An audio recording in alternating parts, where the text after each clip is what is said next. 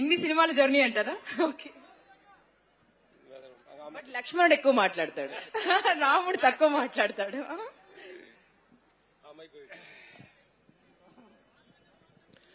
నమస్తే. మనం ఎన్నో ఆడియో ఫంక్షన్ కి ప్రీ రిలీజ్ ఫంక్షన్ కి వచ్చాము. ఇది చూస్తుంటే ఇది ప్రీ రిలీజ్ ఫంక్షన్ కాదు, మనందరం కలిసి ఒక గుడికి వచ్చినట్టుగా ఫీలింగ్ అనిపిస్తుంది.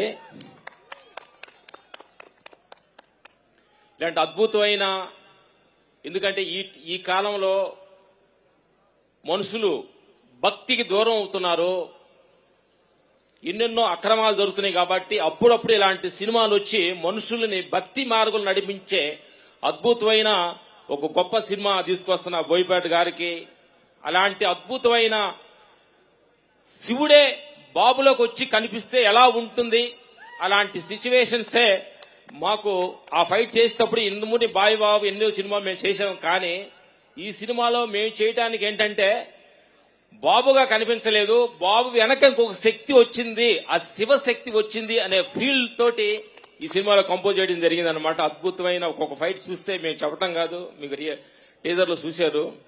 ఇలాంటి సినిమా చూసి 2 గంటలు సినిమాగా కాదు, ఇది ఒక గుడికొచ్చి అలా ఫీల్ అయిపోయినట్టుగా ఉంటుంది ఈ సినిమా.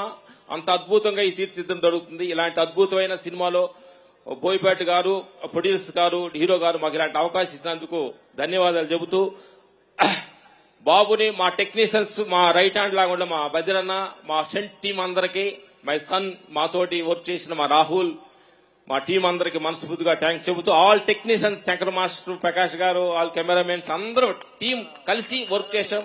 కెమెరామెన్ రామ్ ప్రసాద్ అన్న గారు, తమ్మన్న గారు, ఇలాంటి అద్భుతమైన ఈ సినిమాలో మేము టెక్నీషియన్స్ గా వర్క్ చేయటం మాకు ఆనందంగా అనిపిస్తుంది. Thank you sir, thank you very much, thank you. Thank you master. Shankar master.